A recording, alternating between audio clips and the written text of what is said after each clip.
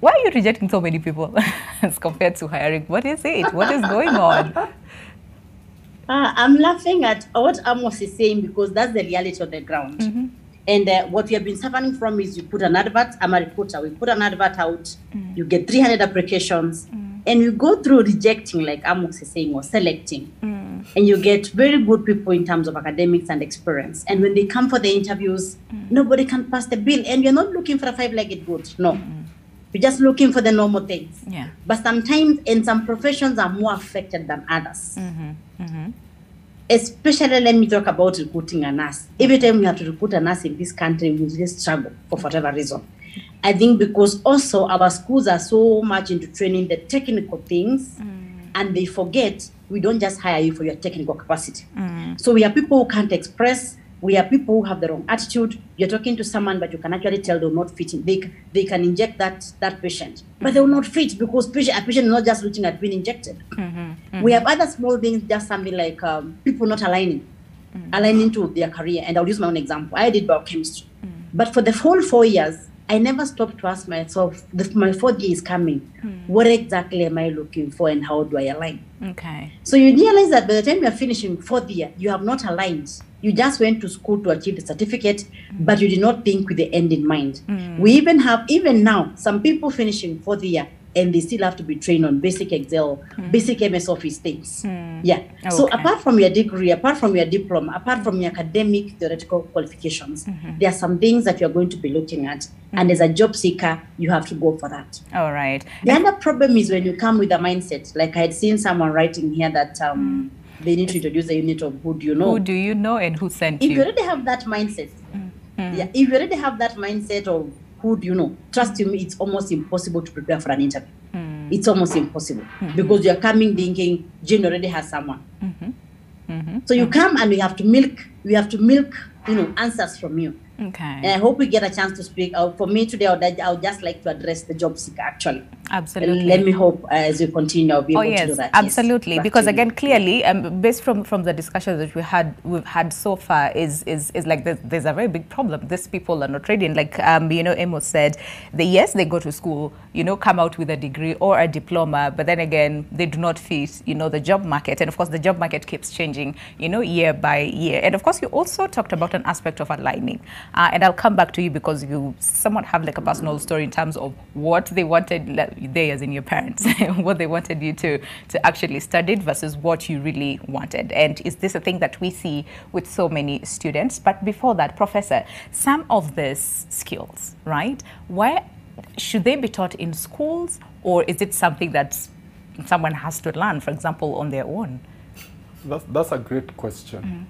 The way the university is structured in this part of the world is not really to produce employees, but to produce academics, to produce thinkers, to produce researchers. Is that where the problem is? That's part of the problem. Part of the problem. And yet our job market as currently constituted does not really so much invite people who are thinkers, innovators, etc. And I will give you an example. In this country, there are very few opportunities for engineers to innovate and produce new products. That's true. If you go to most industries, they do more of what a technician does. So if you're looking for a technician and you are addressing a first-class honors from a university, you're probably looking for an employee in the wrong place. This is a person who is supposed to transition and go for postgraduate and then come out to be a research leader probably 10 years down the line. So our market is kind of cut for TVET rather than for university graduates. Right. But even so, within the university curriculum, there are many gaps. And we've tried to address these gaps. We've done the wrong thing. For example, we realized that people have very low or poor entrepreneurial skills, and universities quickly crafted a course on entrepreneurship.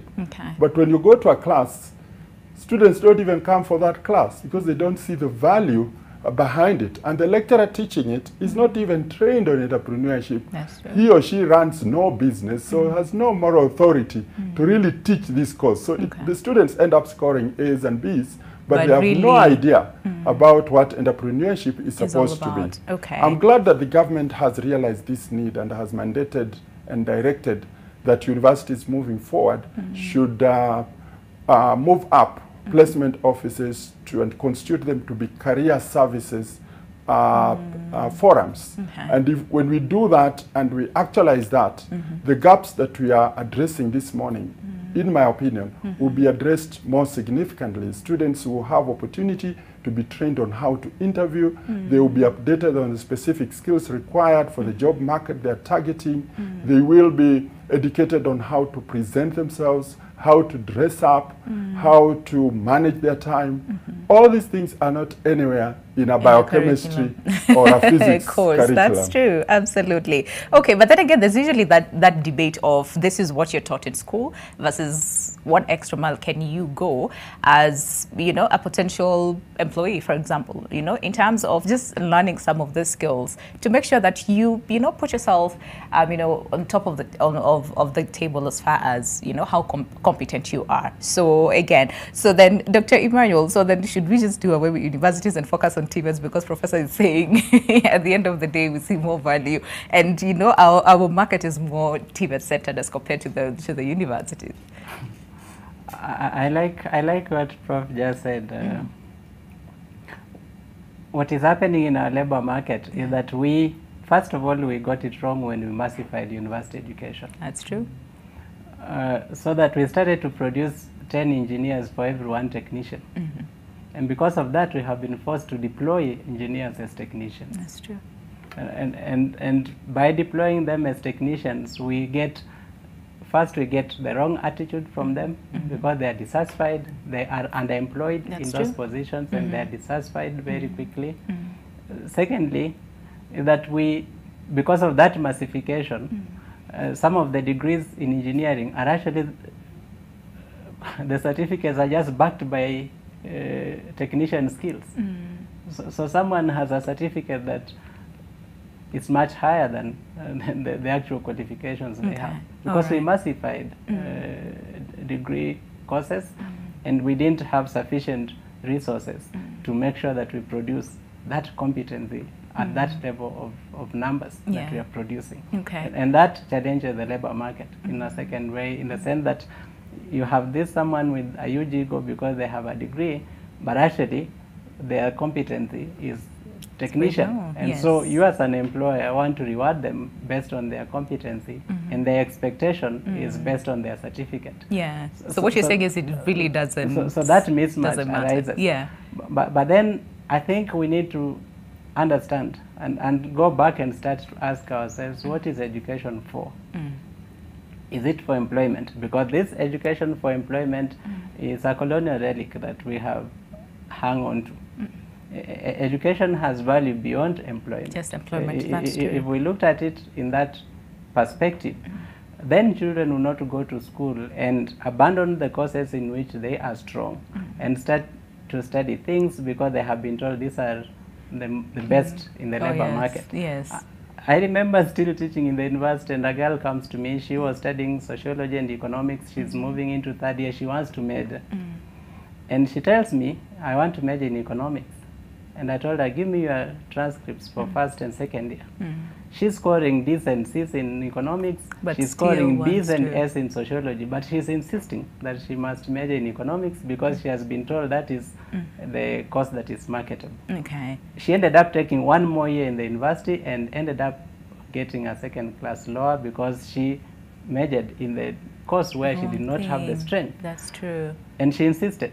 So this story of let us train for the labor market is also a problem, and it's training the universities. It's actually trying to turn our universities into TVET institutions in a sense. Universities are not supposed to produce for the labor market. They're supposed to produce people who will reshape the labor market. And not those who will fit into the labor market. Because graduates are the ones who are supposed to come, think, innovate, create new job opportunities that never existed before. They are not supposed to come and fit into those that exist. Into the job Technical market. colleges are supposed to produce for the existing job opportunities. Market. I think we need to get that clear. All right.